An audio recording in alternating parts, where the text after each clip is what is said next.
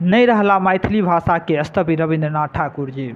रविन्द्र महेंद्र के जोड़ी से शायदे कोनो मैथिली व्यक्ति हेता जे बिसरि सकै छथिन। गीत कविता आ मैथिली सिनेमा में हुनकर योगदान से मैथिली भाषा अपन लक्ष्य पर सदैव आगू बढ़ि रहल अछि।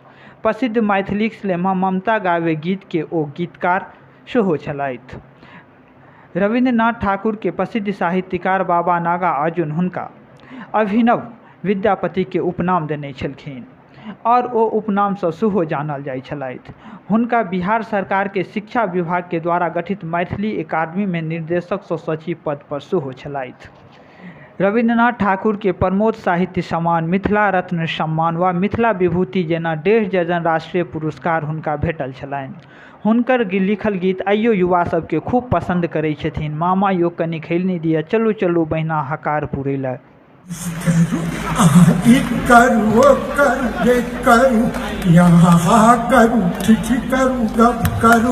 अरे फल्ला बाबू या और नीच की हीन और दीन की सबसे सब लव करूं।